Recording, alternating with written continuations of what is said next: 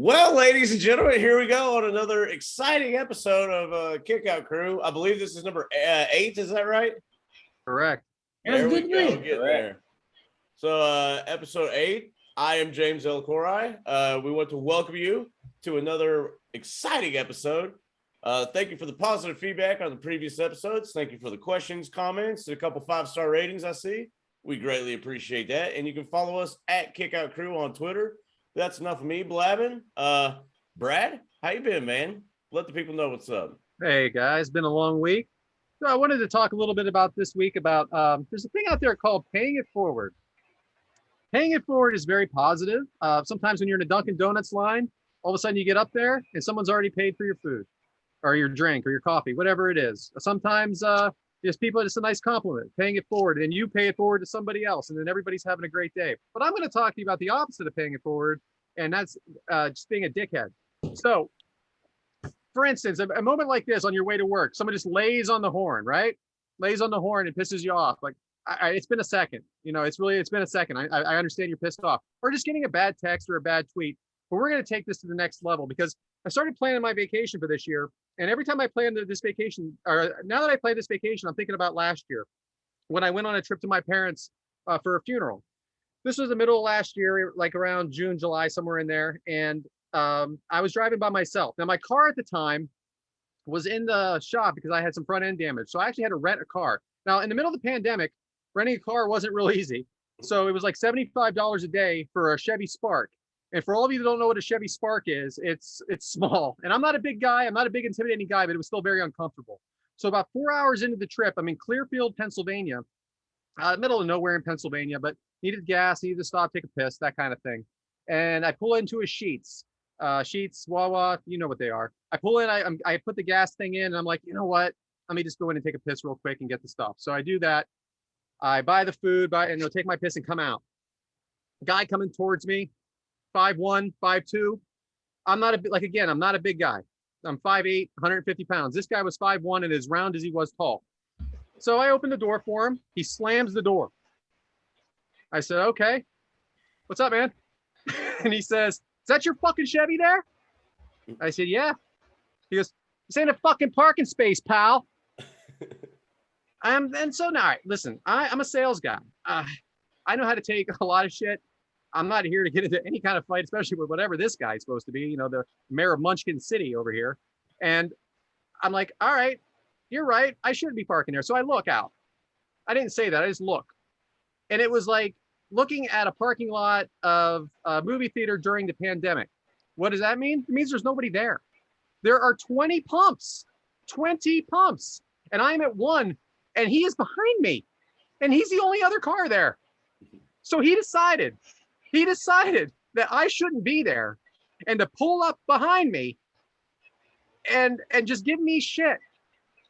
So I don't even know how to react to this. I'm like angry, but at the same time, I just drove 4 hours. I'm not really looking to get into a fight. I'm like, all right, bud, you got it. So I go to my car and I'm driving. I get into the car and I'm driving and I'm like, the next exit, I'm like, you know what? Something's weird here. Something's weird. Like, what was this guy starting? I mean, was I being punked? Was Ashton Kutcher in the room? And so I pull the next exit and I look in my trunk. No, my suitcase is still there. I thought he robbed me. So I'm like, this is the most outrageous thing that this guy out of nowhere is just causing shit. Now, I didn't talk about this forever. And then, because I went to the funeral by myself. The family didn't come with me. It was like the middle of the week. It was like a random Wednesday. And then I drive back and then I don't say nothing. Trip to Thanksgiving's coming up. We're going to get it. And I start thinking about this guy again. And I'm like, you know what? I'm stopping at that same exit and I'm going to see what's going on. I'm leaving my car there. So I had told my wife this story and everything. And she says, we're really going to that exit? Are you really think that guy's going to be there? So I get out of the car and you guys can't see me on YouTube. I'm just standing up and I'm like, I have my shoulders out, my chest out. I'm like, where's this guy at? Where is this guy? Because I've been thinking about you for 3 months, dude. Well, obviously he wasn't there. But my point is this, is that I'm still holding on to this. And it's almost a year now where this guy just like went out of his way to ruin my day. Like a nice gesture, like someone buying your coffee makes your day good. There's just so many things. This has ruined my day. And now here I am talking about it. So please, just let some things go sometimes, even if they bother you. Just drop it. It's not a big deal, especially when there's 19 pumps available for you to use. That's all I got this week, guys. What was the pump number? Do you remember? Because that might have been his favorite number. You know, I started thinking about it because there was a guy in a walker next to it, and I started thinking that too. Like, give me a reason. Just give me a reason. There was a guy in there with him too, and he had a walker. Is this a handicap? Was this a handicap pump? No, it wasn't. I checked. It wasn't a handicap pump. I like, what is going on? Was there diesel at this one? It doesn't matter. It was a Chevy Cavalier. You don't need diesel in the Chevy Cavalier. There was no reason for this guy to pump there unless it's his, his special pump. A handicap pump. That's awesome. I was trying to think of a reason, James, because I don't understand why this guy couldn't park somewhere else. It was like I was like Larry David and Curb Your Enthusiasm. It was just one of those moments. Like, why are you starting with me? Well, the thing is, like, he took the effort to to be an asshole to you. Like, he went out of he could have just, like you said, just lived his life carefree, not even let it bother him. But he went out of his way, like, put thought into, like, I'm gonna fucking get this guy over here. You know, like, yeah, exactly. He put in effort to be an asshole to you. I don't know. I don't know.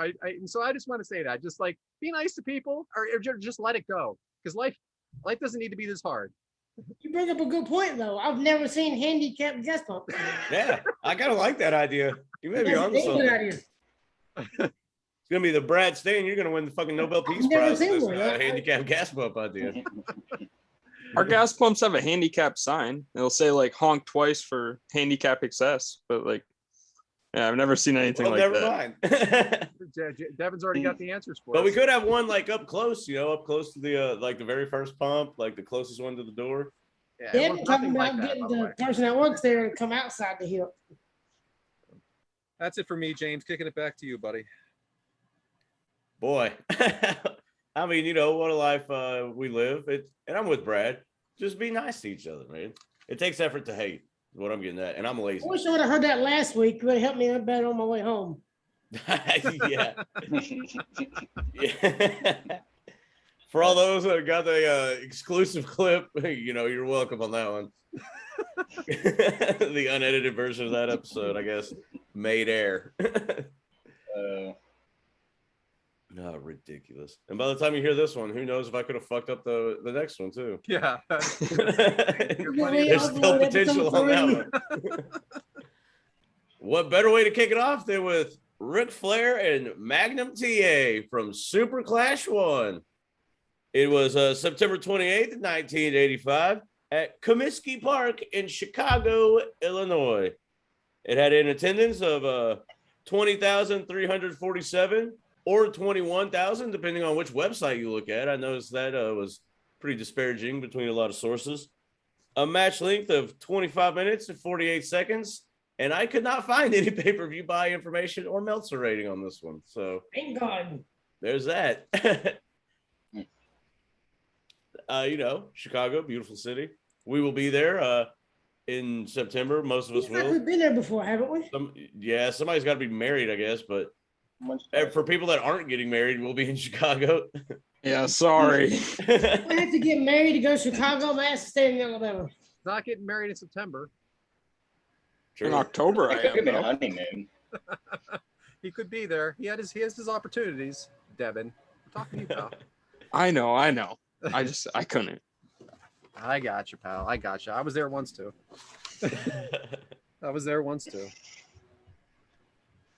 One, two, twice, or just once? Two. One and done. That's it. I'm keeping the streak alive, baby. 36. Never really had like a serious girlfriend. I'm done doing all that. We're good. No more streaking. No more marriage. Yeah, Adam's had quite the weekend. How much sleep did you get last night, Adam? Last night? None last night. I got some Thursday. Badass. So, buddy mine had something in family Friday night, so that was my choice to stay up Friday night. But last night was great. As we were recording, we did the autism research, getting the money together, and I learned a lot. I mean, there's just so much that just, living down here in Alabama, I have two amazing blessings in my house And then you hear other people's struggles and problems, and you're like, damn, man, it hits you. Like, these are real problems that you don't hear about. And that's why I was telling y'all about, who I said about earlier. Just the devotion and the excitement and the power when they were speaking. It's just like, damn, man, it's just crazy. All that stuff with it, like one Zoom call, was you can learn. And it was a good turnout. We did our goal. We actually exceeded our goal. Had a few pop-ins, guests, whatever. So Yeah, thank you to all our friends at Top Guy Theater for putting this together.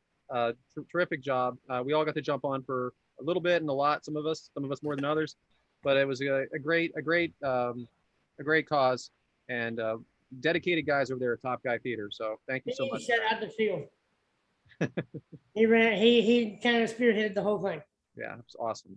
We had a really nice thing. Oh, and Brad, you looked amazing last night, man. I looked amazing. Yeah, you were dressed up all nice, had the long sleeve button down. But man, look at this guy. Yeah, I was driving in from work, and it was in between getting home from work and meeting my daughter at the prom, or at they have a big parade and everything like that. So I wanted to look nice for you too, Adam. You look slick, man. That blue look good on you. Ain't gonna lie. I don't know if you were Mr. Briscoe. I was just kind of going back and forth. Not sure where James went. I got two fingers up in the air from Stone Cold Steve Austin. Oh, there he is. Hey, yeah, James. had to get my lamp.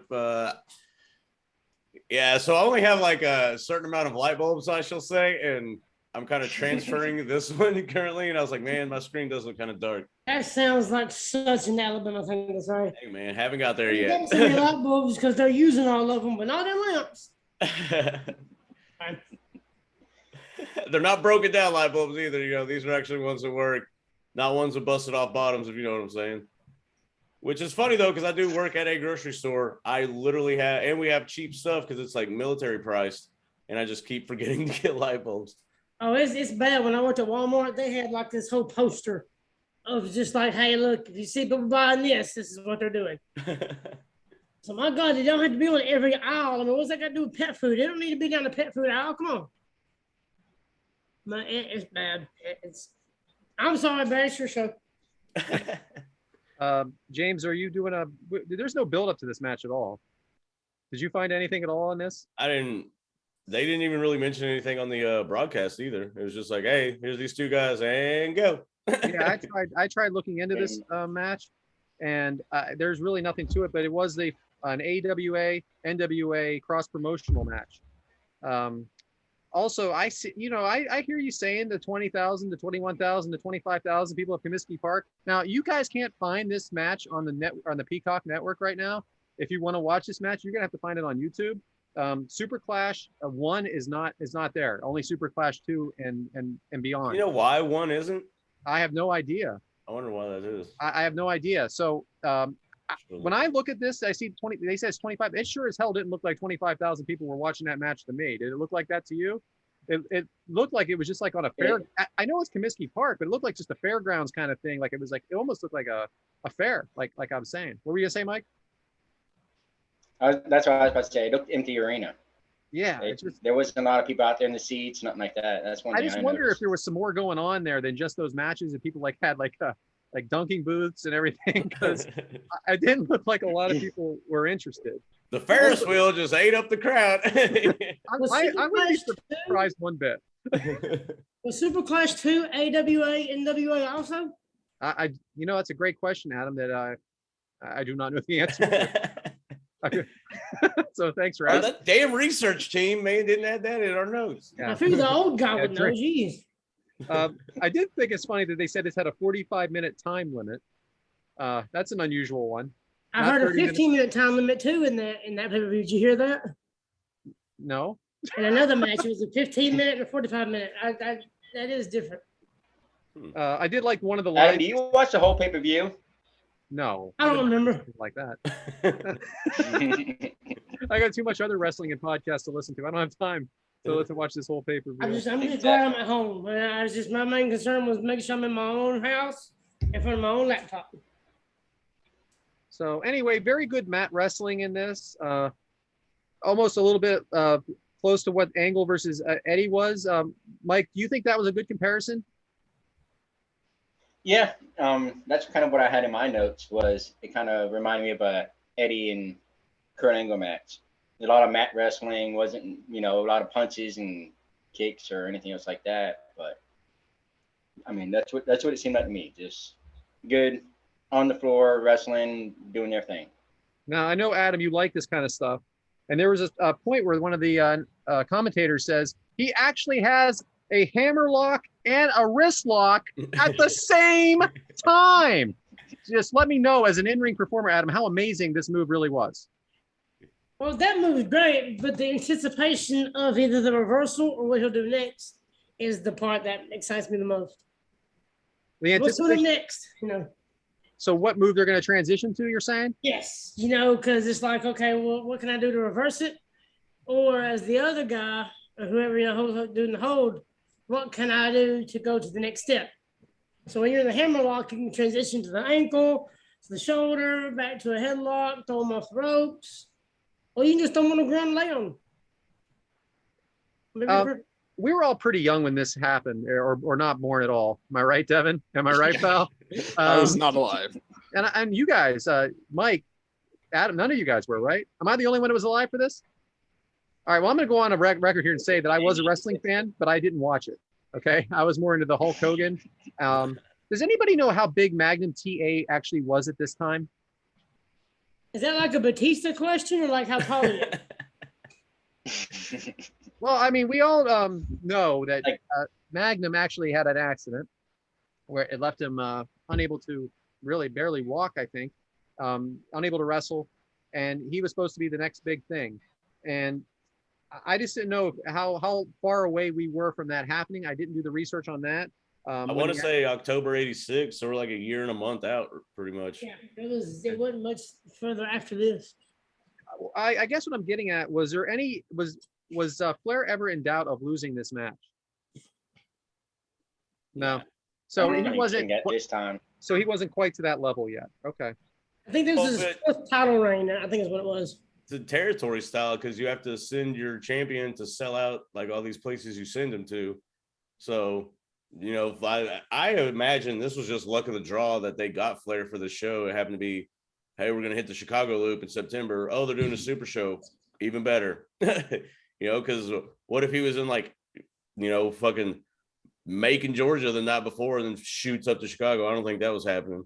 So I bet it was just luck of the draw thing. And, you have Flair to promote everything, the NWA, but hit the territories and sell out. So I don't think Magnum was going to beat him here because he's not going to, Portland and selling that shit out. Gotcha. So there was another thing I noticed on this one, there was no ring music, like when they came out. Well, that's NWA, right? NWA didn't do ring music, and I still don't think they do. Actually. Did they do 8-track tapes back then, or is that 8-track? Was that Adam? Was that 8-track players back then? Did they use 8-track tapes? There was 8 tracks. The cassette tapes have come out at this point, but there were still 8 tracks. My parents had one of those old stereos in the house. It was the wooden ones that actually had the 8-track, the tape player, the record player, and the AM/FM stereo all in one. But it looked like a piece of furniture. It didn't look like a stereo. You put stuff on top of it. You put a nice for Christmas. You set everything up on top of it. Yeah, yep. Yeah, I'm sure you guys all remember that. No, my first car had an 8-track player. My grandparents had one. Yeah, right. It would be grandparents. I was 16 driving to high school with an 8-track player in my car. You were? Yeah, I had. So how far exactly are the years when it goes to Alabama? So it's 2022 here. What year is it in Alabama right now? Is it like dog years or something? 1966. I look back to our second episode or third episode and we talk about the mullets. It was the stupidest thing I've ever asked any of you guys. Of course you have mullets. That's still the in hairstyle in Alabama. Yeah, you kind of shot yourself in the foot in there. That's like saying, hey, is this that man? Does he own money? Yeah, he owns money. Come on, man. Yeah, you guys were all shitting on me saying my hair was close to a mullet that day, so I had to get a haircut 3 days later. Called my aunt immediately. And we're all thankful you did, Devin. We're all thankful you did. So 2 spots in this match. Speaking of Devin, I want to talk about. So Ric Flair is the master of playing possum, and he's asking for a timeout here. right? He still does that today. So how was it when you see that from something from 1986, 85, and you see him still doing it today? What did you think? Did you laugh at that, or did you just not even notice it? Oh, I love that. It's one of his big spots. Get down, call for timeout, bag on his hands and knees. When people do it today, it's just like a homage to Ric Flair. Right, but what is the real homage to Ric Flair that we did not hear in this? The robe thing where you go, woo. Woo! There was no woo when it came to the chop. Now, he did do the woo in the interview before, but when he chopped them, there was no woo. So I just wanted to know if anybody picked up on that, because it almost didn't make sense, because you can't chop someone now, period, without hearing a woo, let alone Ric Flair doing it. So I wonder when exactly, does anybody know when exactly, like how long that was before that ended up being a thing? Because it wasn't here. So I mean, I'll call him real quick. Let me call him now. Well, wait, where's Coach? Can we get I'll call Coach him here? Yeah, for real. Coach would be, oh yeah, I was talking to Rick last week, and he told me, it was a house show in fucking Louisville, 1987. First time chop somebody got the woos. So should we mention that real quick? My coach ain't here. He's on vacation on a cruise. Oh, Coach ain't here? Where's Coach? I'll tell you what, it definitely feels weird without him here, doesn't it? Well, it definitely impacts one of our ongoing storylines too. Oh yeah, we're in a rest period, I guess. Devin has a free week. That's going down in the dirt anyway. So the announcers, all right. So there's a lot of rest holds, and that is something that is not unusual for this time. The announcers are putting the wrestlers doing a lot of talking about what the wrestlers are doing during these rest holds. Now Scott Hall has gone on record, or the late Scott Hall, saying that he loved rest holds because it took time for the announcers to put you over. Adam, did you ever use this as a tactic to try to get people talking about you, or the announcers talking about you? Well, see, when I was in the ring, I didn't know what the commentators were saying, or what they were saying, so I'm not sure what they were doing when I was wrestling. They could have been asleep for all I know, hell. But, no, I'm just kidding. But, yeah, I mean, just down here in the South anyway, it's especially in this little area where I was trained, because I was trained with one of the guys that wrestled around with Mr. Wrestler number 2, number 1, so I was trained the old school way, barrel rolling in the ring. And if you touch the rope, you got to start over. So it's the old school way. Just put a hemlock in, headlock, and just rest. Let it sink.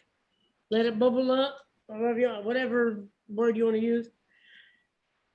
And what did they say? If you think you're going too slow, stop and go a little slower. Arn Anderson, right? I was even trained to do that limp wrist fish handshake they used to do back in the day. So that you bring up something funny about the rules. Now, if you go over the top rope in this era, you're actually disqualified.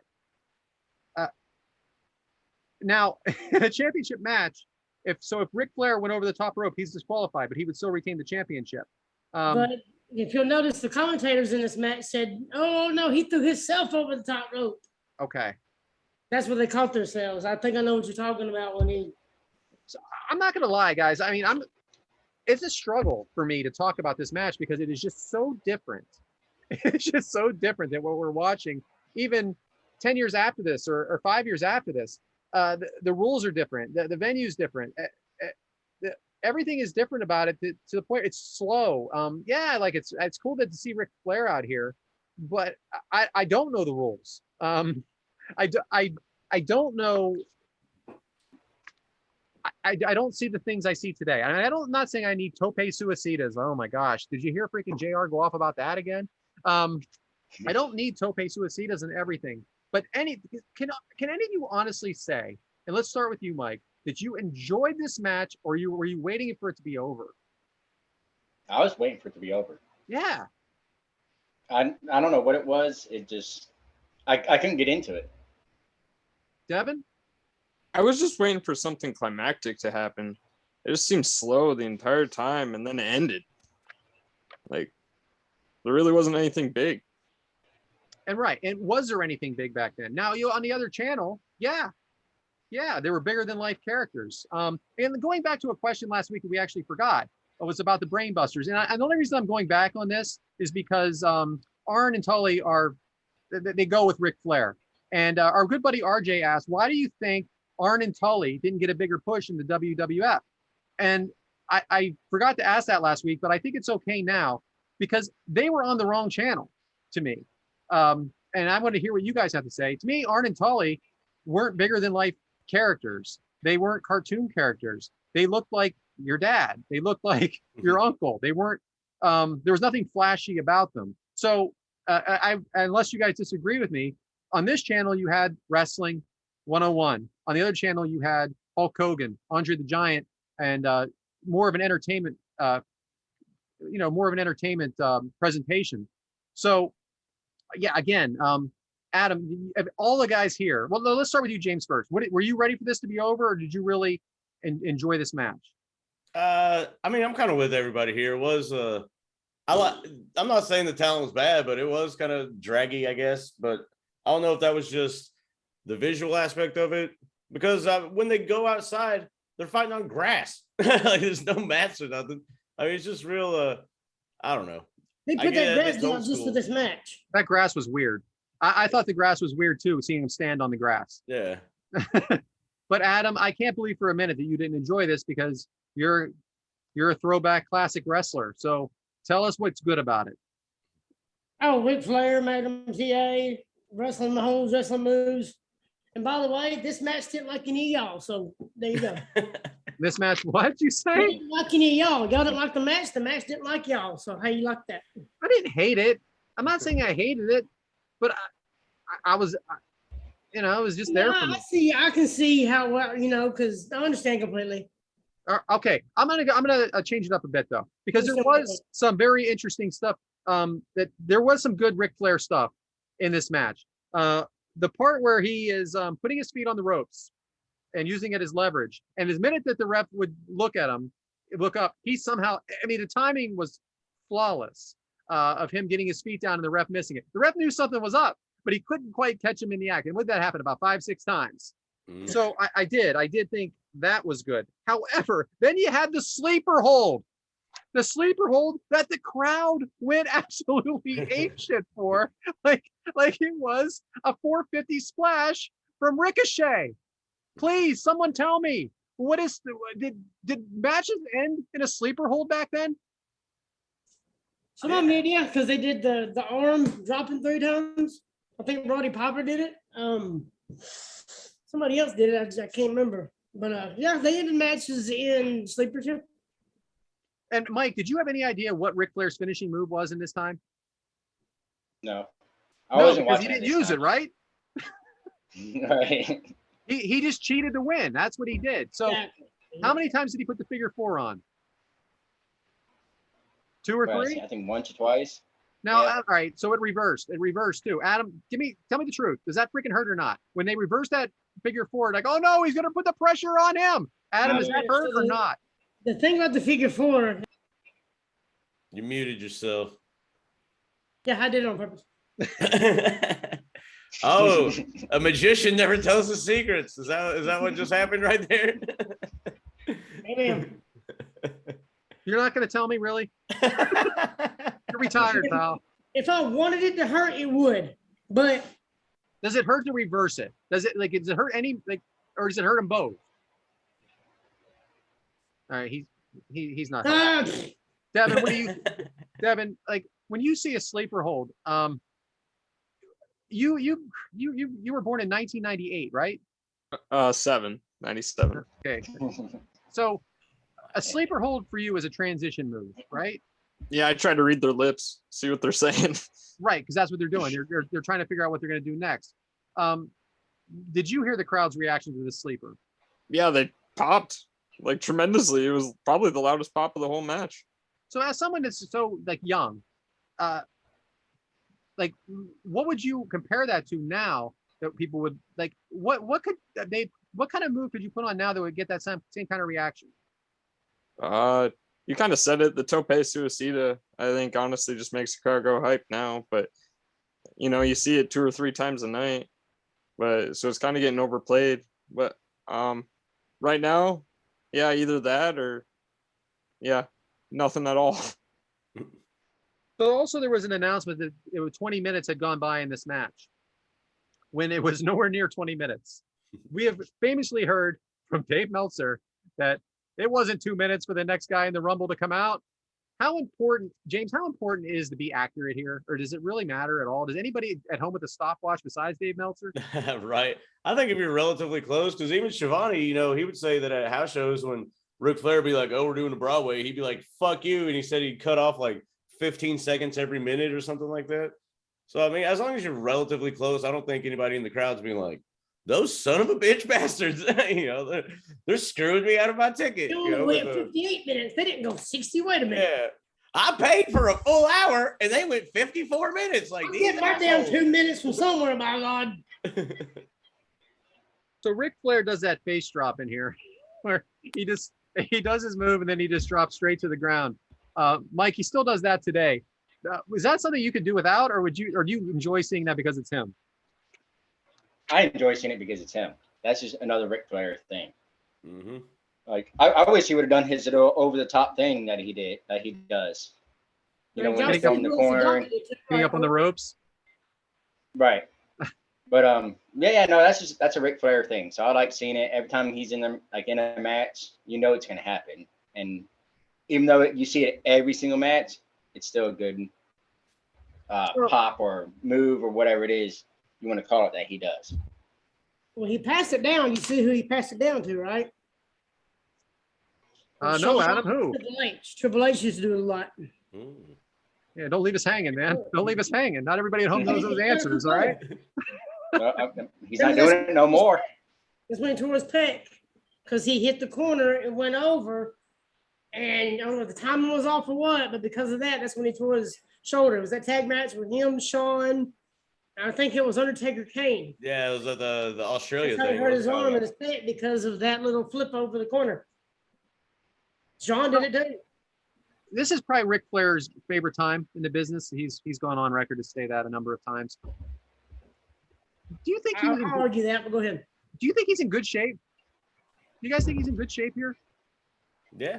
Like, he's not a body guy, though. Yeah, I'd say he's in good shape. Yeah, he's not a big body. He's not a builder, but I think he's in good shape in this one. Do you think that's why he wasn't on the other channel? Because I don't think Ric Flair's loyal to necessarily anybody, right? I'm sure he was all about money at the time, too. Do you think that's what kept him away? Do you think he wasn't quite big enough for WWE? That's a good question. I guess so. But his name was big. Like, his body wasn't, but everybody knew who Ric Flair was. He was a different kind of popular than a Hulk Hogan. And you're nodding your head up and down. Do you agree with that, Adam? Oh yeah, especially before the plane wreck, his body style, his body shape, totally different from what like here in 85, 86. I mean, he's a totally different person here in 85. I mean, he was massive. I mean, Ric Flair was like this before the plane crash. So he wins this match with a reverse. Again, not a finishing move at all. It's and I started thinking back. Do most Ric Flair matches end this way, where he is not actually using a finishing move to finish off his opponent? Yeah. James. Yeah. Because I think didn't WrestleMania 8 end with a roll up? I think a lot of his like bullshit weasel win style stuff was like roll ups. He makes jokes on his podcast, and just when we got a chance to speak with him here and there at free shows, cheap plug, that he never wins a match with the figure four, and there's absolutely no reason at all for him to get up on the top rope other than the guy to throw him off of it. Yeah, right. Anyway, listen, guys, I feel like is there anything else that anybody wants to add to this match? I mean, it was a good wrestling match. Again, there were some things I enjoyed in it, but mostly what we wanted to do here, which of course Devin screwed that all up, was compare two Ric Flair matches, because he is going to be wrestling at the end of July, and it's his last hurrah. And we wanted to do two Ric Flair matches, one from his early days and one from his later days. So because of that, the second match by Devin does not have Ric Flair in it, and we want to thank you for that, Coach. I mean, Devin. I love that we have themes that have gone awry. The only thing I gotta say about this match is when you're Ric Flair, you don't have to have a finishing move. When you're Ric Flair, you just finish it how you want to, because you're Ric Flair.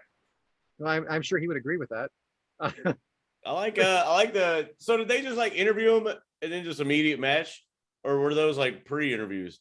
Because if you notice, like they interview Magnum and he's like blah blah blah blah, like cussing about like Ric Flair, I'm gonna take your championship belt, blah blah, and he just walks off. And then what is Ric Flair just like waiting on deck behind him, like twiddling his thumbs, like, oh, okay, my turn. Yeah, right. I mean, it is awkward. About to fight each other. This whole setup is awkward because they got people sitting at shortstop watching wrestling. And it's just, hey, there's third base. Oh, there's Ric Flair. It just don't make any sense. I really do think there was a Ferris wheel there. I don't think you're wrong about that. Devin, again, you're just a young pup, my friend. But let's talk about Magnum TA. If he doesn't get into the you've heard all the stories, you've heard all the podcasts. If he doesn't get into that accident, is he the next big thing? I honestly would like to imagine that. This is the first Magnum match that we've covered on here, but I think Magnum could have been a huge star. He's got a lot of potential. What is it about him that makes him a star, though? What is it that you see in him? He's got the size, the charisma. We could see here that he could go toe to toe with Ric Flair for 20 minutes, 22 minutes. It was like I believe Magnum could have done it all. Yeah, he had a nice mustache too. A really nice mustache. Yes, and and we all know where the name comes from. Did I hear that it came from Andre the Giant? Actually, did you say that, Devin? Yeah, I was. I looked that up actually because I was just curious about Magnum and his history, and it said that Andre the Giant gave Terry Allen the idea because he looked like a Magnum PI. And what does the TA stand for? Terry Allen. Okay, gotcha. Oh, I'm sorry, I didn't hear you say that. Yeah, his name. All right, well that's cool. Guys, have any final thoughts on this match? I did see Conrad Thompson in front row. There's no stadium. That's about all I got. You got the ring in the middle of the field, and unless you put chairs out, all the audience is so far away. So I don't like this stadium concept. I tell you what I do like, though. I do like the idea of two organizations working together. We are getting that soon again with New Japan and AEW. So is this the first Forbidden Door? I think it is. Well, I mean, probably not, but I mean, I think it's the one on a national setting like this, maybe. You know, I'm sure those guys jumped around from territory to territory, but at the same time, putting these two shows together, making it a super show. It's nice to have something like that back. I think that's very interesting. So that's why we did the match, right, Devin? Yeah. Since we're not comparing Ric Flair matches. Yeah, you guys could have told me no. Is always cool. I would never tell you. I never tell you no. I just give the suggestions and then, you know, we just do group chat and that's the way. Guys, there's no secret to this. Peek behind the curtain. Yeah. How about this? Sure. All right. Sounds good. Yeah, these are my notes. And all it is the listing of what the match is and the attendance and all that shit. Yeah, I have 3 pages of notes and I can't even read any of it. So anyway, kicking it back to you, James. I want to close with Magnum TA. I have a feeling every promotion has that like tough, gritty, like real guy, like blue collar type thing. So it could have, if that car wreck wouldn't have happened, we could have got Magnum TA and then a Stone Cold, and now we kind of have a Hangman.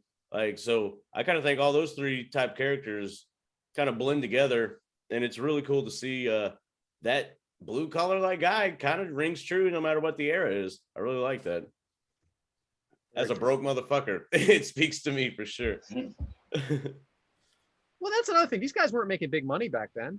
Yeah. I even think nationally. I mean, Ric Flair doesn't have any near the money that kind of a Hulk Hogan had.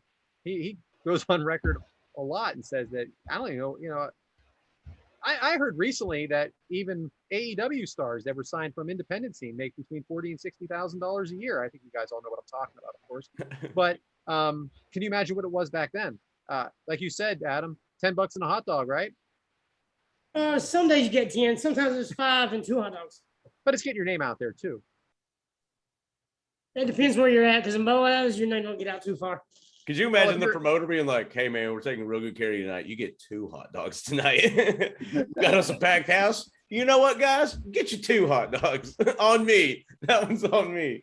Oh, no, no matter how many people showed up, we didn't get 2 hot dogs. I'm Boaz. Well, you guys are 7 years behind down there in Alabama anyway. So, James. Yeah, I think we're Good to me. I think we're good on that whole thing. Yeah, sorry for that pick, guys. Shout out to Rosie. I guess we don't get his opinion on this, but he's probably getting king crab right now, and I'm not talking about the food. But Did he meet a guy named Crab or something? oh man, poor guy can't defend himself. But yeah, good match, good discussion. I kind of want to know, speaking of the younger generation and everything like that, Devin, kind of check in with you, see what you got going on. This week's been kind of hectic between coaching the, coach pitch and everything. But what I want to bring to the table this week for my Devin's demographic of the week, it's changed since what I sent Brad because of the recent news of Samuel Guevara and Ty Conte getting engaged. Damn it. So I just want to give a shout out to them because, the greatest alive and the man, Brazilian goddess. Shout out to, proposing to 2 women in the span of like 8 months. That's real cool stuff. You never know where you'll find the love of your life. Yeah, neither is he, I guess. You're avoiding Coach like the plague right now. You're avoiding Coach. Coach would have had, because he hates that whole story. You changed it because he's not here. Work in the middle. That's what Devin down. You're younger generation. Too much gray area, no black and white. Like, well, I don't want to, just skeeter around the middle. You don't want to ruffle too many feathers, Yeah. All right, let's do a vote right now. Who thinks they actually get married? Me. Okay, are you the best man? That's optimism. See, that's probably Fuego del Sol. That's like fresh love that he's going through. He's about to get married. Everybody, oh, I love you, baby. Oh, we're gonna. Oh, good God, they do it wrestling. They never work out. They're like, she doesn't shit, and I think he doesn't. He only gets to shit once a day. However, that marriage works out. Fuego jumps out of a cupcake and hey, we're not doing this. I love the wrestling weddings. My favorite. I hope it's on Dynamite. Yeah. Oh fuck! It probably will be. Why don't we have Coach call Tony Khan? Get him on the horn, Coach. Wherever you're at, and just tell him your suggestion. I'm sure he'll do it right away. Force them to break up. That'll be the big storyline. Is if Tony Khan's like, get this shit off my, like if he comes out as a character, quit fucking making out on my stage, and he turns into like the anti-love boss, and they have to like sneak their love around some Romeo and Juliet shit. Well, we might be getting, because did Eric Bischoff do the last minister job for the AEW wedding? That's true. So who's he going to get now? Because I don't think he's going to call Eric. Eric, actually, that wedding did okay, didn't it? That wedding actually happened.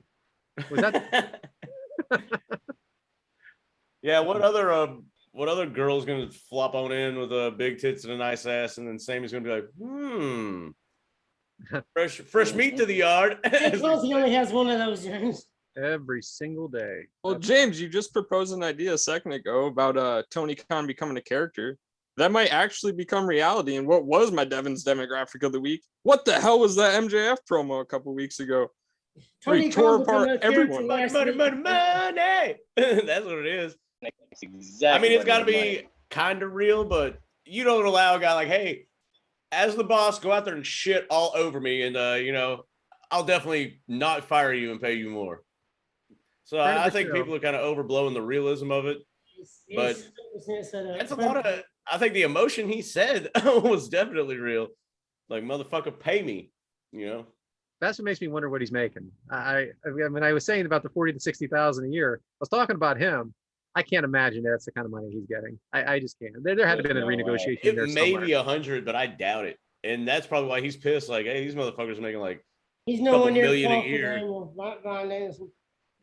Well, again, let's have Coach call him. Yeah, right. Let's just see. Find out. But I do think it's we and actually on Top Guy Theater yesterday with when we had Mr. Gerald Briscoe on, Mr. Briscoe said, is it on TV? Yes. Then it's a work. It's a work. That's right.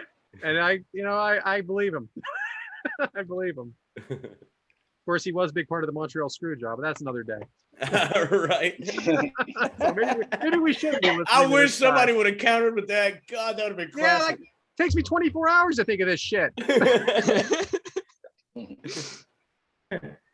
Bring it up next breakfast thing.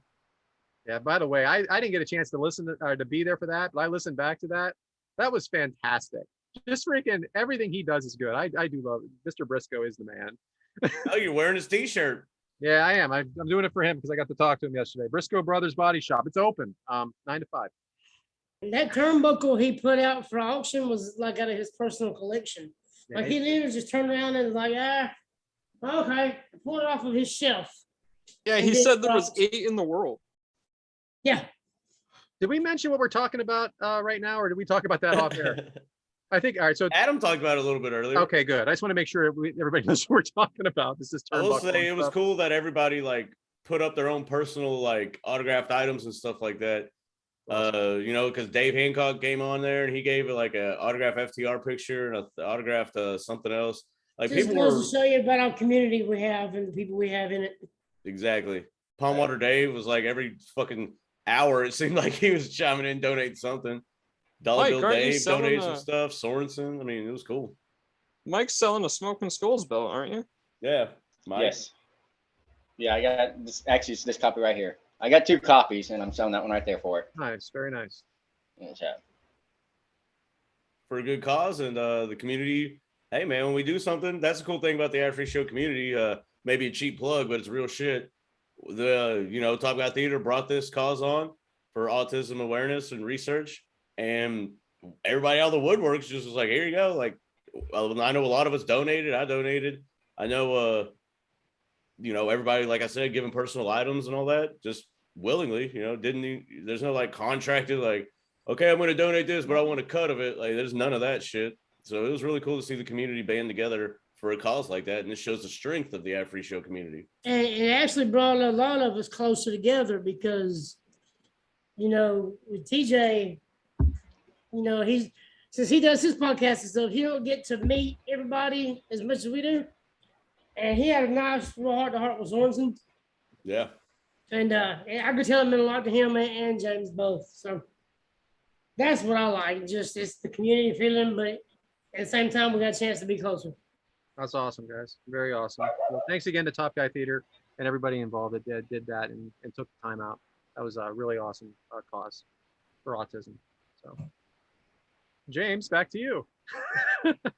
Well, I know we're gonna save old Mikey Bike for the finale of the show, but Adam, is there anything you wanna? I mean, I know you've had a very busy time, kayfabe wise. It was the weekend where this autism 24-hour marathon happened. So Yeah, I know Adam was intricate part of that.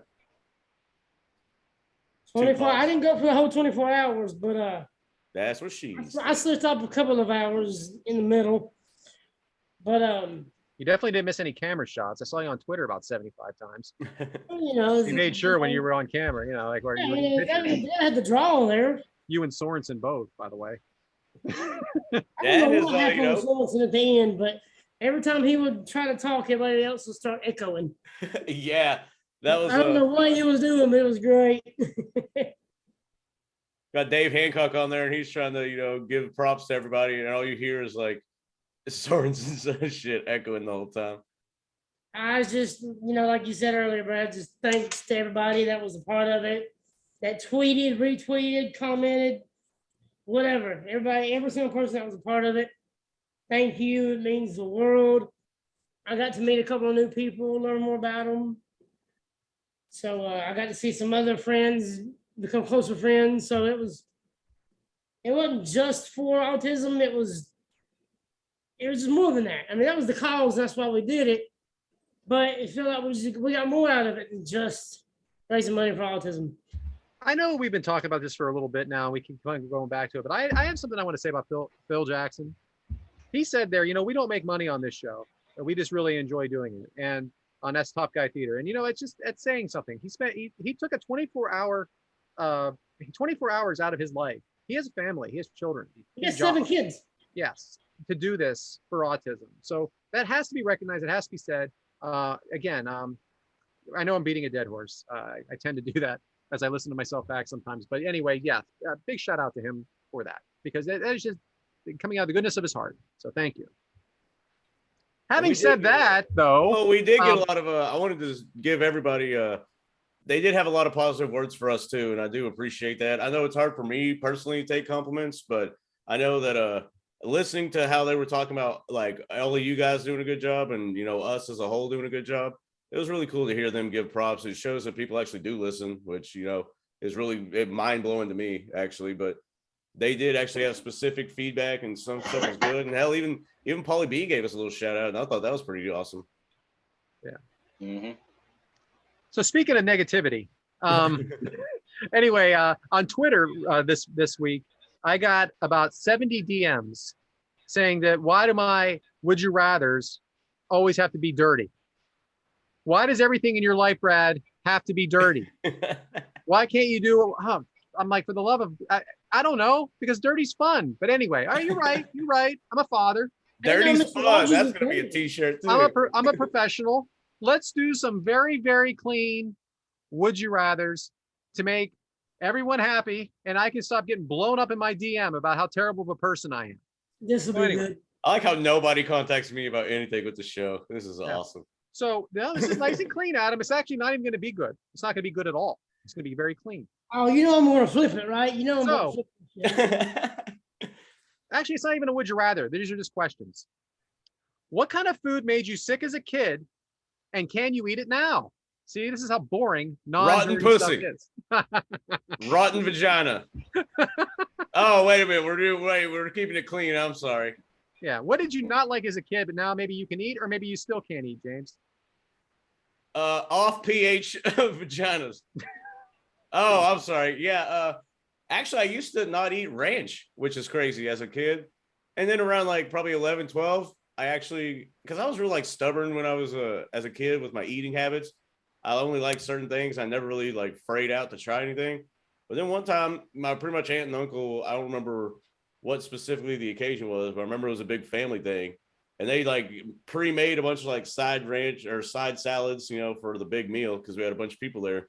And they just put the salad dressing on there. And I was like, I don't like it. They're like, yeah, shut up and eat it. And then I tried it and it was actually really good. And so you had never tried it before then? You never tried it before then? Yeah. I mean, I may have like once, but when you already have like, oh, try this, you'll like it, automatically going to hate it. It's kind of like set up. Like, hey, listen to this song. I don't give a fuck about that song, But yeah, I actually tried it, ate it. And also it's a Southern thing. We put ranch on everything. And I could have actually missed out on part of my Southern heritage if I would have been stubborn about ranch. Speaking I do of have Southern, a curious question. There we go. It's just, the way the kids are brought up now compared to how we were brought up. When y'all were younger, if mom or dad, whoever fixed supper, and if you didn't like it, you didn't eat. Yeah. Is it like that with y'all?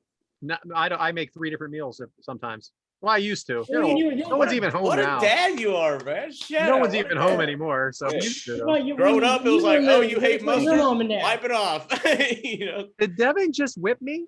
Did Devin just pussy whip me? Mister, I'm not going to 3 Top Guy meals? Weekend. He's not going to Top Guy Weekend and I'm being whipped because I made my kids dinner. How dare you? Your parents. When your parents fix I had to have it. Yeah, I had. Yeah.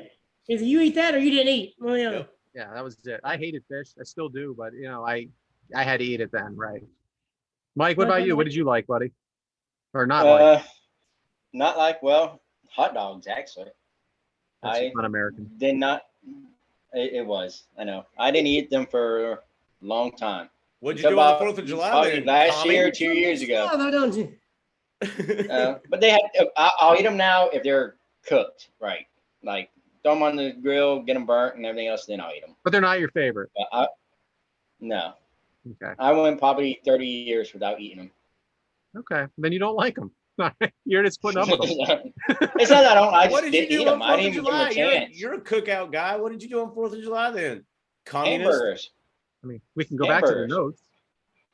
We got hamburgers. We got hot dogs. I ate a hamburger. There it With is. no cheese. Oh, these motherfuckers, y'all are fucking all right. me So up. With this you're no eating just a cheese burger on a bullshit. bun. I got Devin. What about you, buddy? What are you eating? What are you not eating? All right, so I got a little story about this then. Oh, fantastic. So I grew up loving fish sticks and tartar sauce. And then in about 8th grade, I was staying at one of my buddy's houses for a birthday party. and I just happened to be the first one to fall asleep. Oh. So it's like, Okay. I don't know, probably about 4 o'clock in the morning. And I wake up to 3 of my buddies sitting on the couch across from me, throwing cheese with tartar sauce on it at me. So I'm just covered in cheddar cheese and tartar sauce and bologna. They had bologna, tartar sauce on bologna. And that's when I woke up, covered in tartar sauce. And to this day, I still can't stand the smell of tartar sauce. Fucking Northerners are weird, man. Y'all some But do weird. you go home and still get covered in sauce in general, or is that just something you did back then? What was that? I'm I sorry. said, is that something you just did back then, or do you still go home and get covered in sauce? Now it's more the like chocolate sauce. Nothing wrong with that. Let her shit I on see you? what you did there. No, You let her shit Whoa. dropping Cleveland steamers on you, bro? God, you better marry that chick, man. If you're letting her That's shit part on of you, boat we'll rider, marry her. baby. Speaking of, she just got home. Oh, Uh-oh. gotta wrap it Oh, up. is it- huh? Baby's Is it better half. Cleveland steamer time? Yeah, look at that, Brad. Fire Freaking back, guy. Yeah, gotta watch what you say now. All right, right? Adam, what do you eat? What you didn't answer the question. You just asked. You just ate whatever was on your I plate. forgot what we're talking about. What didn't you like as a kid? You eat it now. It's not hard. Oh, I know it's been a long I time. hated fish sticks, but now when I fish them for the kid, I eat the hell out of them. All right. Let's see here. Any kind of salad stuff, I hated any salad, lettuce, whatever. I hated all that. I'll throw down lettuce, boy. I don't care. No right. cucumbers. Well, You like I'll tell you pickles? this. I hate sweet pickles, Yeah, and trash. I can actually I throw up if I eat sweet pickles. But I'm going to tell you why. I don't think it's because it's a sweet pickle. It's because I think I'm about to eat a dill pickle, and then you put that sweet bread and butter pickle in your mouth, and it completely changes your taste buds, and I immediately puke. One time I was in Mexico, and I thought I was about to eat pudding. I wasn't pudding. It wasn't pudding at all. It Oh, was refried beans. Again, immediate throw up. So I think so now I don't eat sweet pickles or refried beans. Well, Dude, speaking of refried beans, I got a great story you guys are gonna love, and I guess I'm gonna put myself out there on the podcast. I live with my mom in Oklahoma from the ages of 23 to 31, I believe. And I'd go to the bars. I would frequent the bars. Shout out to CW Scooters, holla holla, and my friends in Oklahoma listening. Y'all know exactly what I'm talking about. But there was one night I came home drunk, and she was dating a guy that had a cat at the time. But I got home and I was looking for something to snack on, and I saw this like dip stuff, and I was like, oh fuck yeah! And I was like, like chicken refried beans. I was like, oh, that's badass. So I grabbed some Fritos, grabbed some of that. I go to bed, turn on the TV, take like 1 or 2 bites. I'm like, man, this kind of tastes like shit. So I pass out, wake back up the next day, and I look down, and it was Cat Fancy chicken flavor. And I thought it was like some fucking like bean dip, like chicken bean dip. And I ate two chips worth of it. Yeah. so you don't eat cat food anymore because of that. Yeah, right? yeah, I don't eat cat food.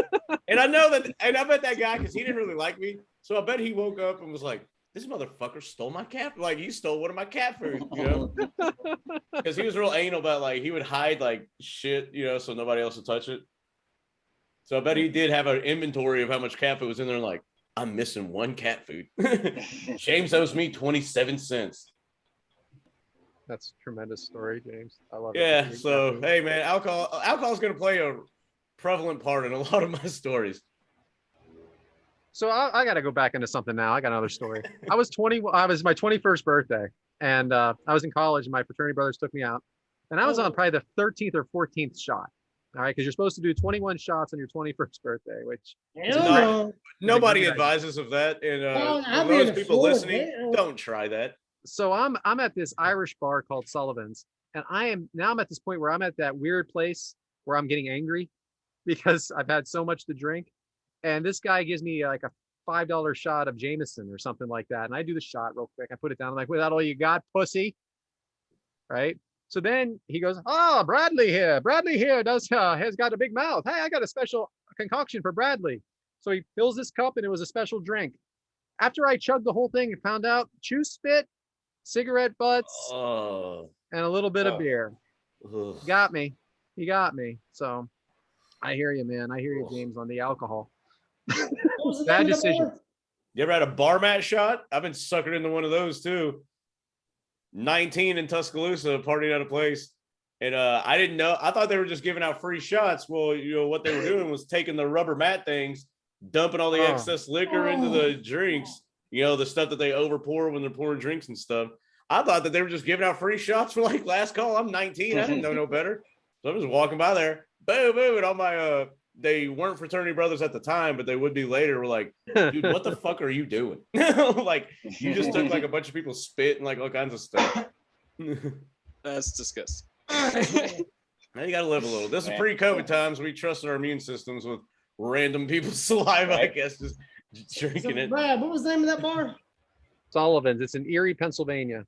Sullivan's or O'Sullivan's? Sullivan's. Huh. Yeah.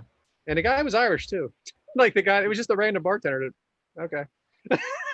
Oh, Bradley. I'm like, okay. That's why I was O'Sullivan's. I actually passed out that night and fell out. We had lofts in the house. Like, so I slept on the top of a loft, fell out of bed twice. Yeah. Do not recommend 21 shots on your 21st birthday at all. But I did do it. But the last 2 shots don't count because they were called dog piss. And that just meant beer. So I guess, but technically they were shots. They were shots. We should do a power hour one time when we're Yeah, that sounds good. Oh, it's just a shot of beer every minute. Yeah, every minute of the hour. Yeah, it's nothing crazy. What's it end up being? 8 beers? 8 beers? Roughly. Yeah, in an hour. Good. Yeah. So we'll be freaking mics by the end of the show. All right, well, closed captions. I'll be sure to grab you on Kotex. Ain't nothing wrong with that. Never gonna live it down, buddy. You're never gonna live it down. That's all right. I couldn't do 21 shots in a year. Anyway, we told enough stories, I think, James. Right? Yeah. I don't know. Speaking of great stories, you know what's a really good story? John Cena versus AJ Styles from the Royal Rumble 2017. Took place January 29th of said year in the Alamo Dome in San Antonio, Texas. Shout out, go Spurs, go. Fucking love it. Attendance 52,020, so pretty damn big crowd. The match length was 24 minutes and 7 seconds. And our boy, and literally everyone's favorite that's listening, Meltzer, gave it 4 3/4 stars, which back then was pretty high praise from that douchebag. Or I mean, that journalist, opinion writer. Friend of the show. Oh, yeah. I hope not. He listens every week. But yeah, Cena and AJ, I mean, you really can't go wrong with those two. Yeah, especially when we're talking about Ric Flair matches, right, Devin? Why don't you tell everybody why you picked this? I didn't know that we were thinking Ric Flair matches. I thought we were just picking, 2 great matches. So I thought this would kind of be the modern day Ric Flair and Magnum TA. We had the newly debuting in WWE, AJ Styles. He was elder at the time. He was like 40 something, but still, like, it's AJ freaking Styles versus John Cena, the Ric Flair in my mind, who'd been there forever, been multiple time champion. And I envisioned this as a great match. It was, Cena just came back from Hollywood. AJ is just champion. And I don't think we went wrong. I think it was a good match. You compare Magnum TA to AJ Styles? No, he's comparing Ric Flair to AJ Styles. I thought he said Magnum. I thought he was doing Ric Flair to No, Cena. I said Flair to Cena, AJ to Magnum. Yeah. It made sense in my head. Okay. You go to the corner, putting AJ Styles and Magnum, comparing them two together. All right, Why? Because they're There's a Southern? foot and a half tall.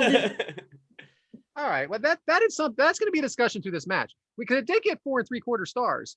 But was there any build to this match, Devin? Did you look into any build? No, the build I didn't really see anything other than just Cena being back and wanting This to face is the a champion. trio of matches, correct? Yeah, They had a few of them. So this was just another one. I got to talk about this first. Did anybody see Noel Foley sitting with Frank the Clown behind the announcers? So that was Noel, a boyfriend at the time.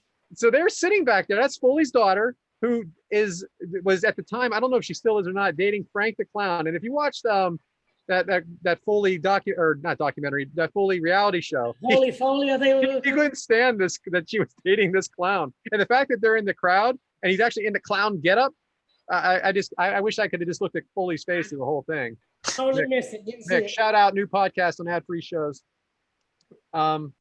So I did watch after watching this. I didn't know what to. I did watch this match when it first came out. I didn't really remember. You know, we watch a lot of wrestling, but after watching the package, the video package, I'll tell you, I got chills. I thought it was very well done. Yeah. And it's such a big difference since compared to the first match we watched. That had, you know, they didn't do video packages back then. So I mean, nobody does it better than WWE with these video packages. So I just wanted to say that. The intertwining quotes I thought was really cool on that. Like they would have like a Cena quote and then an AJ quote, and they would kind of all overlap each other. I mean, it was very, very well done for sure. So who is is Styles supposed to be the heel here? Mm-hmm. Okay. But are you saying that John Cena's a heel? Well, it didn't from crowd reaction, James, would you think that that's true? Oh yeah, if it was just a black screen and you were like, okay, is the heel coming out right now or is the face?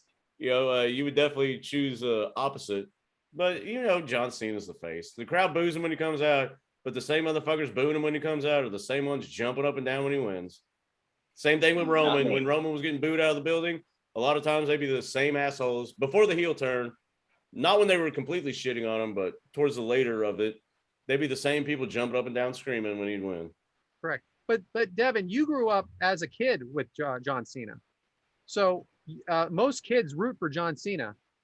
Were you confused at why people were booing him?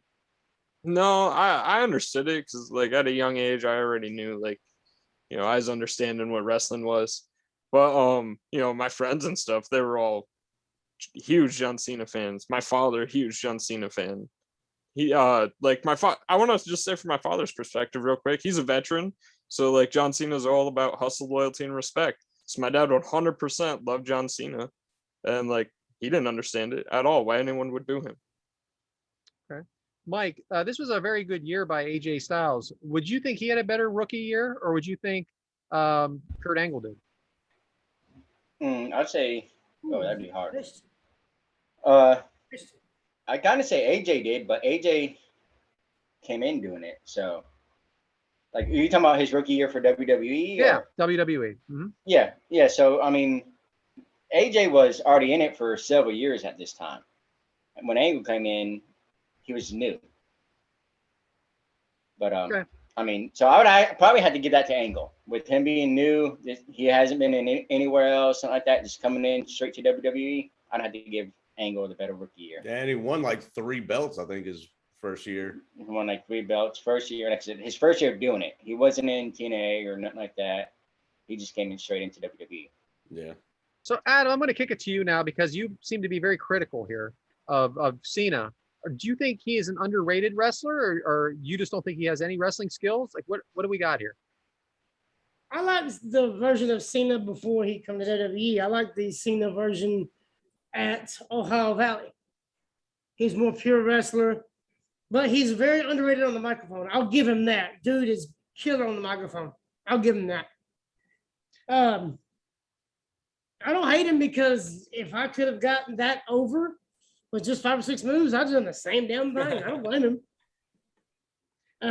Don't all wrestlers have their 5 moves of, like, I know we all heard about the 5 moves of doom, but don't all wrestlers have their moves that they always Flair flop, Flair over the top thing, Flair being launched from the top rope. You know, I mean, they all got their own signature stuff. I never really got to hate on that. He's considered the greatest of all time, and he still has those kinds of moves. So James, I'm glad you jumped in because I wanted to ask you: were you a Cena fan? No. And if no, but how about now? Do you miss him? I respect it. I wouldn't say miss, but it's kind of one of those absence makes the heart grow fonder type thing. Because like when he came out at the end of a Money in the Bank last year and confronted Roman, I was one of the people like, holy fuck, you know, and I was kind of excited to see him. That being said, I always booed the fuck out of him when I saw him regularly. And I didn't watch a lot of the Cena years per se, because I was out of wrestling from probably like 04 till about, 16, give or take. So a lot of the Cena years I didn't watch, but you would hear his ass all the time being talked about because he was like a pop culture thing. And of course, if he won all the time, he's obviously going to get booed. And from what I would understand hearing, oh yeah, Cena, oh, nobody can beat Cena. Oh, they got to put Cena over. It turned into like a Hogan must pose type thing. I don't understand. And I'm going to save a lot of this for the end, but I don't understand why he gets so much shit and Hogan doesn't. And then the reason I say that is Hogan was champion for like 3 years. Bruno Sammartino was champion for 10 years. Why do we think that Cena is shoved down our throat, but not Hogan or Bruno? I don't know. These fans like Hogan and Bruno. Do you think because we saw less of them and it wasn't on every week at the time? Yeah, I true. didn't see John Cena at all because you couldn't see him. Bam. I never seen him. Had to. That was a Fuck, good one dude. too. That was set up perfect. That took. I can't believe it took that long to get there. All right, that's page 2 of my notes. Sorry, guys. I do. That is a good point though, because I never thought of it that way, but it does make sense. When you saw Hogan, I guess it wasn't every Monday he would start the show and like, because Cena was what 3 segments probably on Raw like every time. Yeah, Maybe 4. Yeah, at least 3. You want an answer, Brad? That'd be great. That'd be great, Adam.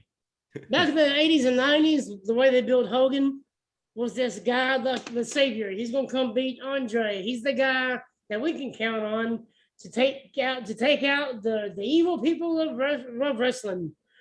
John Cena, that dude that used to rap that does this stuff now. So it's just the way they build him, honestly, because they build Hogan as this is the number one. Yeah, he's here. We're good. We're safe now.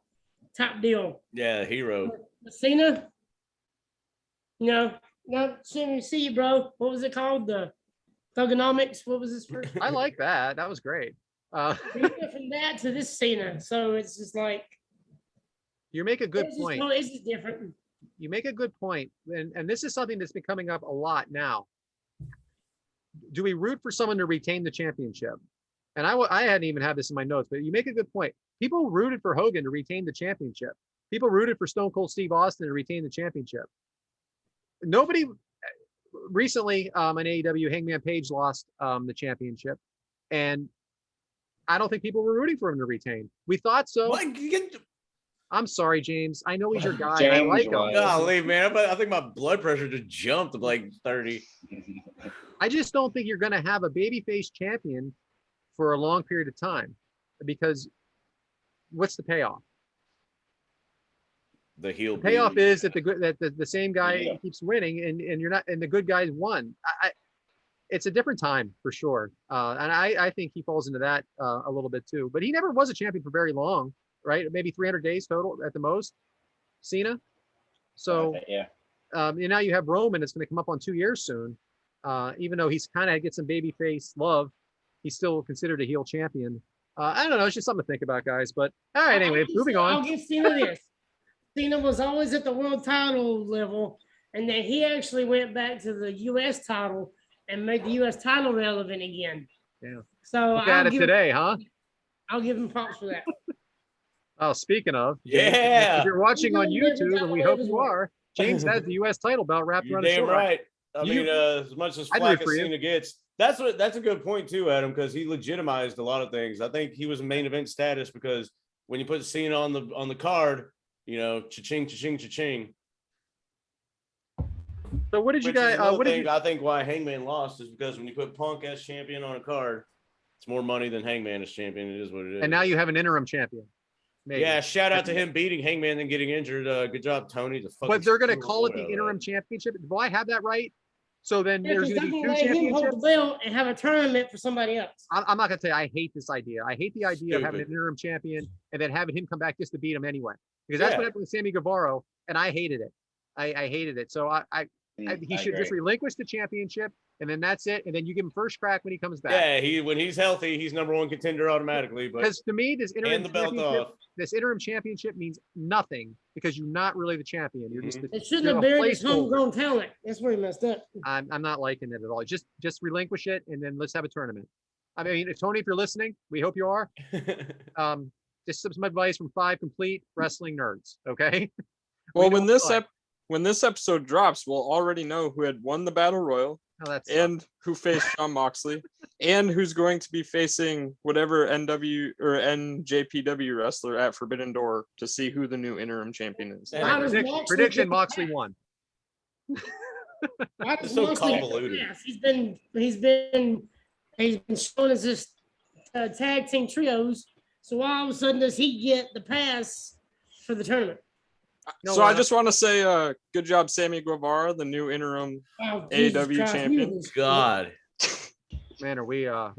I don't like this term because it's overused. Off the rails. Yeah. But anyway, Devin, what did you think of JBL as a commentator? Huh? Oh, I love JBL as a commentator. Honestly, I Well, like him you as just said you commentator. don't. I like him better than wrestler, a commentator. But I thought he did a great job as well. So you had the you can't see me, and it was interrupted by Styles with 2 German suplexes. You can see me. 5 knuckles. All right. So what's a more devastating move, Mike? The 5 knuckle shuffle or the people's elbow? Yeah, people's That's a elbow. dumb question. That's electrifying. They're dumb moves, okay, because they don't hurt anybody. But I mean, they're Yeah, fun. but you ain't got that eyebrow.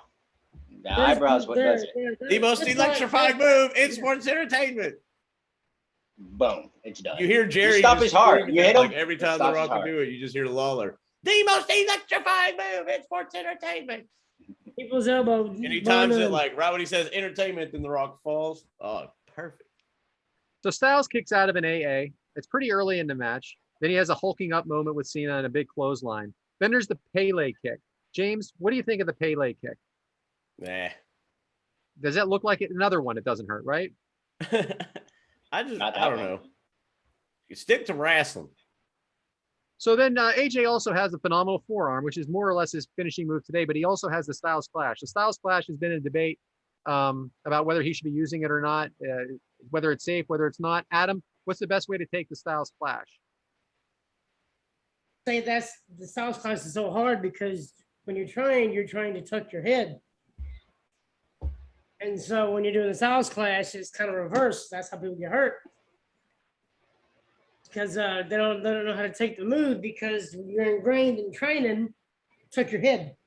You do it on the Styles Clashes where you get hurt. Yeah. yeah, So because you're used to going forward, right? And you have to go backwards with your head. Yeah, because you do a Styles Clash and you go forward, you're gonna break your neck. So you have to actually look back because you're gonna fall on your stomach. And that's where they get confused because in training, you're trying to tuck your head. You do that on Styles Clash, you're gonna get hurt. So hitting a big move, Shawn Michaels, let me try to figure out how I'm going to say this. Shawn Michaels is famous for hitting a big move and then being dead on the ground again. Devin, do you think, like, how do you feel about that when you, all right, so you make this little comeback with a big move to put the guy down and then you lay back down. Do you think that adds to the match or do you think it's more, do you think it's a waste of time? I think it adds immensely. You gave everything you got to just knock him out, but you can't even get over there to cover. Now both guys are dead. What the heck's gonna happen next? You don't think it's overdone? No, not when the right person does it. Are you talking about like if they're super kicking each other, they both hit the ground, but he's up a second, so even after the move, he gets up real quick, does one more move and falls back down? I'm talking about anything that you were down and out, and all of a sudden you run up to the top rope, do a suplex off the top rope, you fall down, and then you're out again. You were able to do this sprint to the top rope, and you like gave everything, all your energy, and then you guys are down for the count again, and now the ref's counting 10. That's what I'm talking about. Anything like that. Anything like that. It can look good if it's done right, put in the right spot, but it's done too much, so it just makes it look bad now. But Mike, it has a place. You just have to put it in the right spot. Mike, in this match, there's a lot of them, a lot of using their different finishing submission moves. Do you agree with using someone else's move to beat them? No, because you know that for one, if you're a wrestling fan, you know they're not gonna tap out in it. So it's pointless to me having them do it. So is it always, it's a case where I can't do the move as good as you? I mean, this happened again recently on AEW where CM Punk tried to do the buckshot lariat and it was not quite successful because he doesn't do it as well as the guy that invented the move. So Right. how many, it's happened over time where people have beat them with their other finishing moves, but it's rare. So yeah, I agree with you that it's not going to finish them. There's a big Styles Clash in this where the crowd absolutely goes nuts. and Cena kicks out of it. Now, there are a lot of false finishes in this match. Two questions for you, Mike. Are there too many false finishes, and did they start too early? Yes and yes. I'm good with maybe 2 false finishes, maybe 3 if you can get away with it. But there was just way too many in here. I mean, he's giving him the AA off the turnbuckle. He's doing this. He's doing. I mean, that's just too much. So that's not only. I mean, that's hurting you too because they're kicking out of your move so many times. And then you didn't come give it to somebody else one time and you're done. That's really confusing. But Devin, what did you have? I just I timed the first attitude adjustment that John Cena gave him. It was 6 minutes into the match. Right. And this is a 20-some minute match, 26 minutes, correct? Yeah, I believe it's 26 and a half. So here you have a finishing move early and you're already kicking out of it. And there is an AA off the top. I mean, come on, man. An AA off the top rope. That has to be the end of the match. Anyway, like we keep saying, like you get hit in the head with a pipe and you kick out, but then there's times when you hit one finishing move and it's no problem, and now we have 4 or 5 finishing moves each, and they're kicking out, and we got 4 3/4 stars here. What are we basing the 4 3/4 stars on? I know this is one man. I would like to look at the Bleacher Report and maybe even some of the other critics to see what they think. There is no doubt that this match is athletic. There's no doubt that this might be John Cena's best performance as far as in-ring talent, like in what he's doing in the ring. He might be his best. But where's the? I agree with that. Do you think it's because of the opponent? Do you think it's because of AJ Styles? Yeah, I think that's a big part of it. It helps. Well, listen, I also think John Cena is very underrated as an in-ring performer. I think he takes a lot of criticism that he doesn't deserve. Is he ever going to be top 5? No, but Hogan's not top 20. So, no. You know, and he's one of your best performers of all time. But I thought he performed very well in this match. As far as move sets, maybe I can agree with what Dave Meltzer says, and like the way they were hitting the moves and how they look.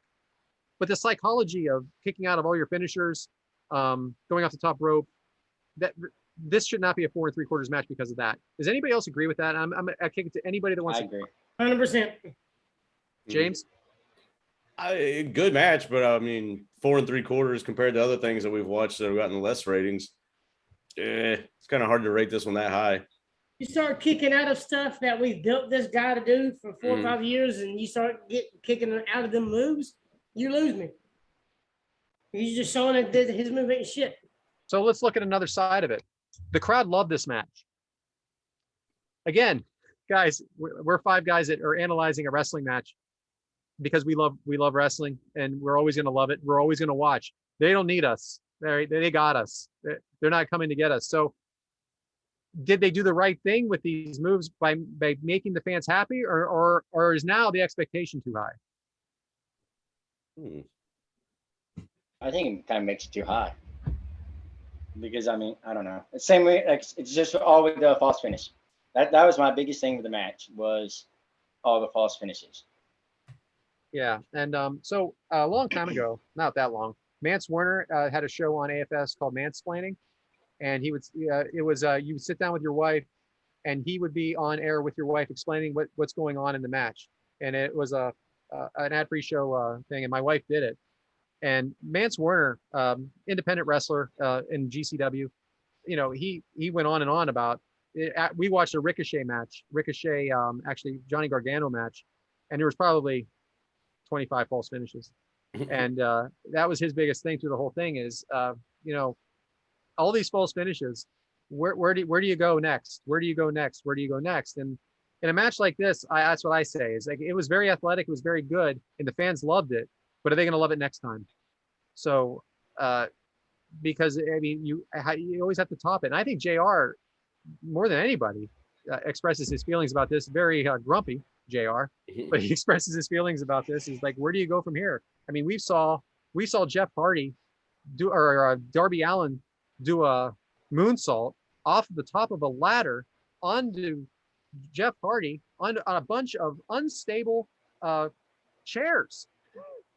Mhm. How do you top it? How do you top it? So More Anyway. chairs. That's how you top it. More chairs. I mean, these were folding chairs. For folks at home who didn't watch, these are folding chairs that you have at a party that you set up for people when you don't have enough seats. Like, I can't believe they lived through it. So I guess that's the thing, is what we're always asking in these matches is what's next. And like I said, when you have an AA, that is your finishing move. That's your attitude adjustment, your finishing move, and you're doing it off the top rope and the guy kicks out. What's next? So, guys, anything I'm missing on this match, because I've rambled enough. Well, you know what was next was just 2 attitude adjustments. True. Isn't that how he beat him? He did 2 right in a row. He did and 2 in pinned a him. row and then pinned him. I did like that transition, actually. I love how he rolls into it and does a second one. I think that looks really good. So again, I do think he has some in-ring talent. I mean, Adam, we know how you feel. But overall, it was fun. It was a lot more fun than the first match, anyway. Yeah, Yeah. I remember watching this match when I was a sophomore in college. And I was just drinking with a couple of my buddies and watching this match. And I was fully invested in AJ Styles at the time, wanting him to retain the title. When John Cena went for that super attitude adjustment off the corner, I thought it was it. And then when he hit the first or the second one and then held onto the hand and picked AJ back up, that's when I immediately knew I was like new champion. But Yeah, I knew it too. I loved this match. I wasn't too. I thought it was done off the AA off the top rope though too, but definitely that second one when he pins with authority like that, right? Yep. Yeah. All right. I'll kick it back to you, James, if you got anything else. Well, I definitely want to say, and obviously John Cena as a human being is definitely overrated. I mean, that man's done more Make-A-Wishes than I think anybody, and I don't even think it's even close. And he's all real positive, real helpful, and given the right circumstances and the right amount of time, he always does special shit for people in need. He does quotes for the day, like every day on Twitter. Mm-hmm. Yeah, underrated for sure. And he does like those surprise, like people will be going to something and like, oh, they're Cena fans, or maybe it's a kid with special needs or something, and then he'll bust out of like the wall, and like everybody's crying and everything. Like, he doesn't have to do shit like that, and he does it because he enjoys it, and he knows it brings a lot of joy to you don't only make that kid's day, but you make his whole family's day, and that's something they remember forever. So as a human being, John Cena is like top notch dude. Yeah, you know what? You're right. I did have that written down at my bottom of my notes here that he is a class act. Mm-hmm. He's a class act, so he does do what he's a good representation. I mean, I understand why they never turned him. I really get. Yeah.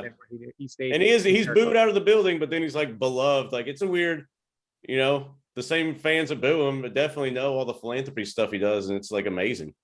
And by the way, those fans that boo him, I've told you guys this before. I was at the Royal Rumble. Let's go Cena, and Cena sucks. It's said by the same people. Yeah. Everybody's saying it. It's one chant. There's not like this team over on one side, this team over on another side. Everyone is saying it. It's bullshit. It's all bullshit. The fans are working the fans at home. So anyway, super stand-up guys, so AJ's a great guy away from the ring. He's a super nice guy. So anyway, John Cena won. I don't know if I mentioned that. Dun, dun, dun, dun. John Cena won. And he was champion for probably the 14th time at this time, or 13th or 14th. I think that was number 16. That was his 16th. 13th. Yeah, that was the last one. 13th? 13th out of 16. And I was trying to look up who he lost it to. The 16th? Because that Mania, I believe, was when Randy Orton beat Bray Wyatt. So who did Cena lose it to? To Bray Wyatt at Elimination Chamber, less than a month later. Yes. It was literally 3 weeks after this pay-per-view. I remember this was my era. I was drinking and watching wrestling every night at college. The excitement in your voice says it all. For real. He's like, I know this one. Oh, this is the answer. This is the question I've been waiting on. Really might know. Sounds like us with like 97 Nitro. Like, oh, I know this. Devin, I'm putting you on the spot though, and then we'll finish this out with this match. How about a comparison of the two matches, Devin, of these two Ric Flair matches? Honestly, I love these two matches. Love the second match. I did my comparison a little earlier, just comparing the wrestlers, and James kind of did that when he was talking about the 5 moves of doom and stuff too. That John Cena, the modern day Ric Flair, I believe so. And AJ Styles, he was just, he was closer to the Tully, or to Magnum than I thought that he was Ric Flair at the time. A few of you guys disagreed with that, but Well, I that was think my old Twitter's comparison going to for- disagree with you about him being the modern day Ric Flair. So Well, can't I'd love wait to hear your that. feedback. Absolutely. That's coming for Devin. Everybody likes Devin, but we'll see next week. AJ Styles ain't nothing like Magnum TA. I thought you had a reverse there. I thought you meant that Ric Flair was the AJ Styles. So I didn't know either. What do I know? I read it wrong. Anyway, James, back to you, pal. Oh yeah, well, awesome matches by the guys today. Exciting debate and banter for sure. But to close it out, I mean, we can't do it without the number one segment. That's not the court case. Give it over to Mike for Mike's Meat Minute. And what you got for us, man? Well, today I'm going to do a little something different. I'm going to do over-the-top chili. So I just went to Cincinnati, and I tried their Cincinnati chili. Wasn't for me. So I'm going to use my Are chili. you going to shit on Skyline? Because I hear Skyline makes you on everything else. It does quite a bit. So I'm going to use my chili. Yeah, I hear they go over the top of their advertisement because it tastes like shit. Yeah, I'm sure it does. So what you need for this one, you need get a can of chili beans, black beans, and ranch style beans. Yes, You need sir. to drain all that stuff, get all that juice out of that one, put it in a pot.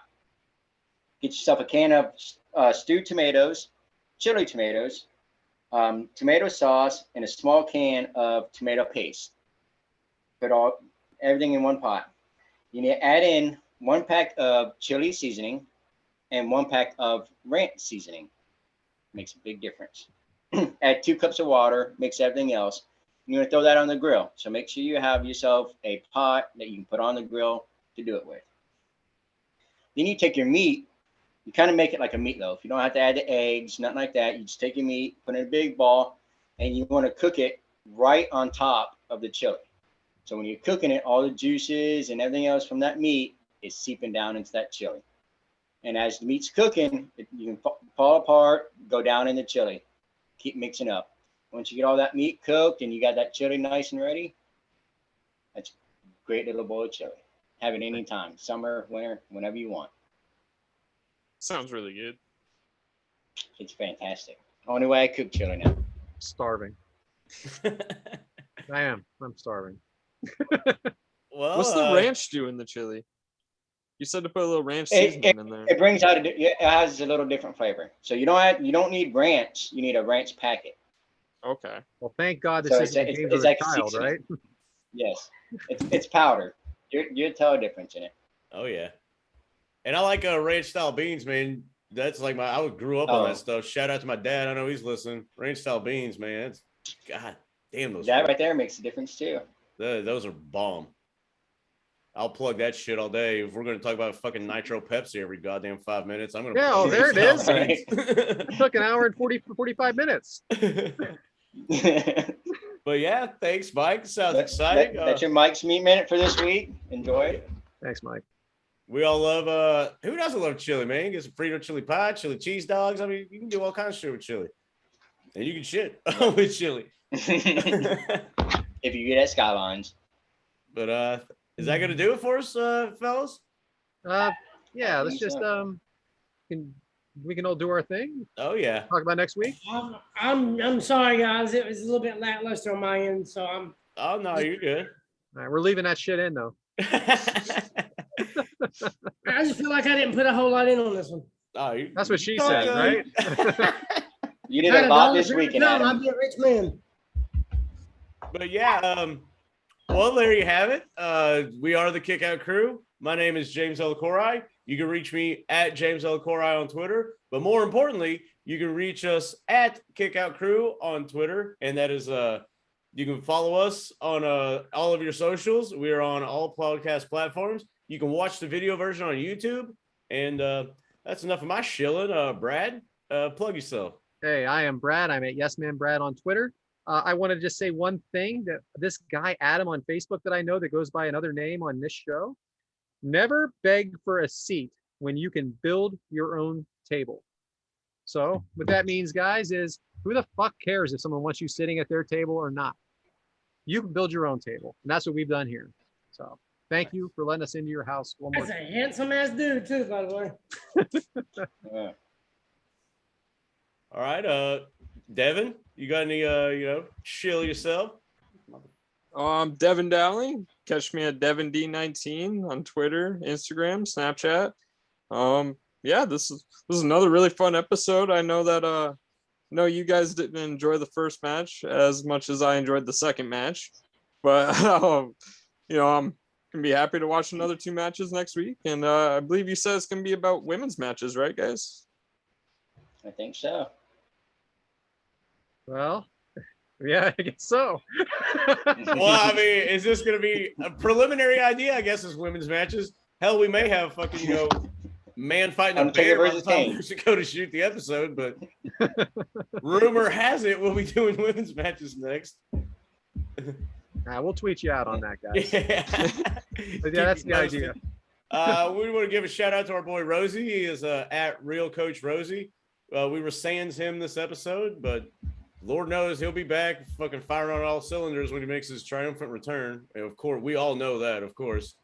But Adam, go ahead and give everybody your socials. Here? Whatever it was last time, it's the same shit this week. There it is. Adam _ Bama. And he is also part of the Top Guy Theater. And you can, follow them on all of your socials and such. Thank you. Yeah, you're welcome. Yep. Shout out to those Not guys. you. Sorry. And Mike, you're last up. You can find me at Whitaker1028. Find me on Twitter. You got any questions about any of my recipes, or if you have a recipe of your own that you'd like me to throw on one day, hit me up. Let's do it. Work together. It's a lot of weeks in a year and a lot of food to go out. So, there are a lot of weeks. I could always use a helping hand here and there. Some would say 52. Yeah, some might. But yeah, I want to thank the guys for another great episode. Shout out to Adam's daughter. There's a Fam Bam. 16 in 3 days, Bob. Uh-oh. Happy birthday. Happy birthday. Happy birthday. Happy birthday from us and our fans, Yeah. who will see this in like 2 weeks. But yeah, I guess that's it. From me and the crew and all the fellas, I want to thank everybody for the support. And great talking to you guys. I can't wait for everybody to hear this episode. And we'll be back because, we will be, because we don't ever give up. We kick out at 2 because that's what we do. We're the kick out crew. Enjoyed it, fellas. Peace. Appreciate it. Bye. Hey, Kickout Crew, it's Coach Rosie. Last week, my family and I just had one of the most magical vacations in Alaska. Boy, we had a great time. Spending time with family is one of the greatest blessings that you can ever have. That's why I'm not on this week. But if you would like to follow me on Twitter, you can follow me at Real Coach Rosie. Can't wait to get back on the show, and I'm looking forward to watching episode 8.